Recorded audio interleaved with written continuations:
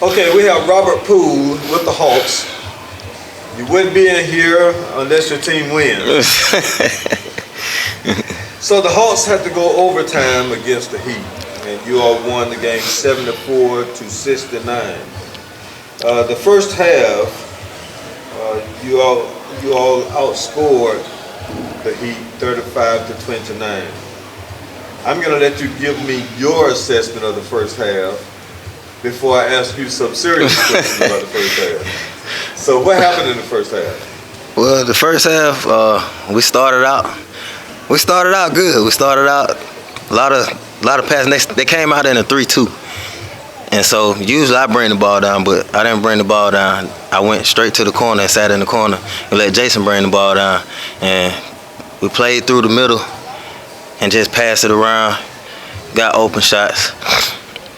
And it was most of the passing. We broke down the defense pretty easy in the first half.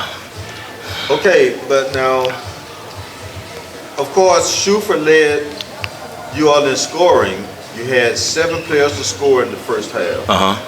I love the way you move the ball around. But at the end of the first half, as a spectator, I was already saying this was going to be a tight game because you started making substitutions. And were you all discussing anything as you were making substitutions, or were you just making substitutions? We weren't discussing anything. Coach made a sub.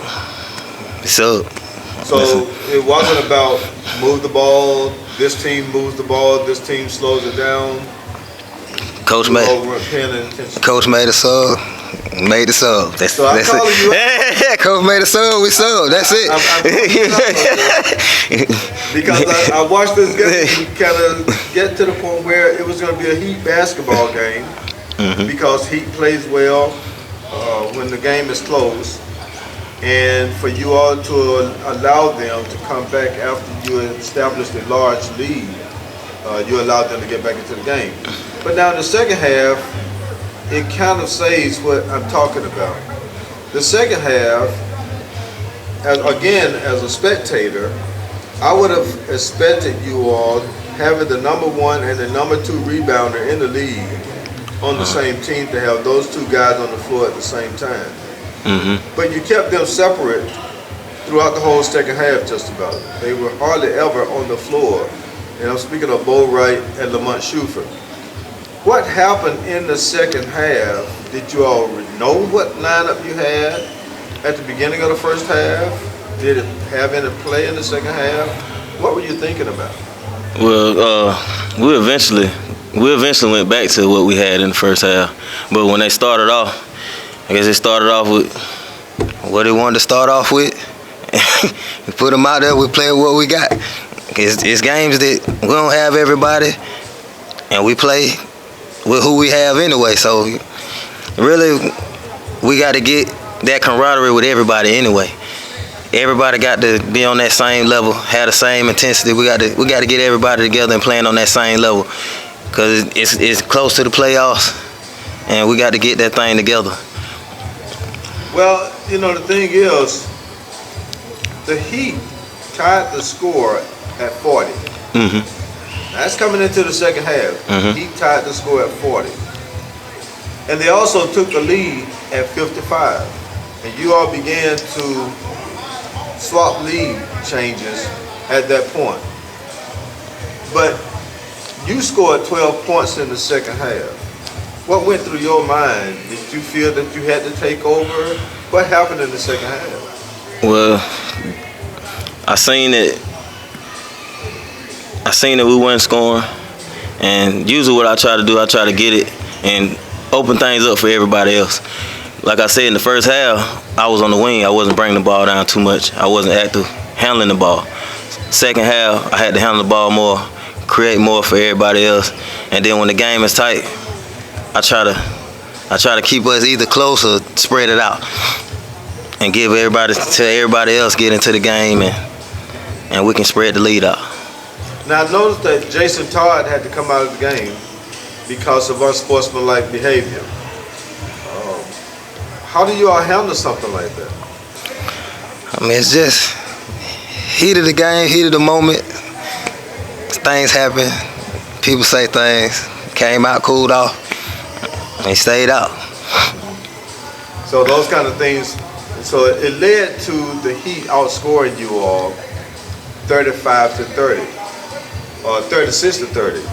So you lost momentum in the second half, and it went down to a last second shot made by Bo Wright to tie the score at 6-9, because you all were behind.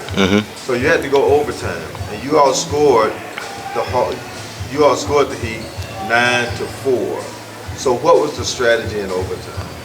In overtime, well, the same thing it was when we started out the game. We just got away from what we was doing. We tried to get back to what we was doing, spread it out, throw it to the middle, pass it out from the defense that they were playing. They were playing the zone, so we tried to get in the middle and move the ball around.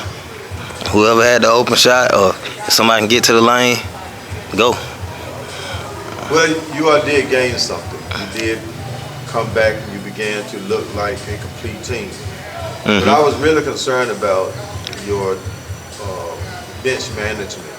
I couldn't understand it. But I'm not the coach. I'm just a sideline spectator who enjoyed the game.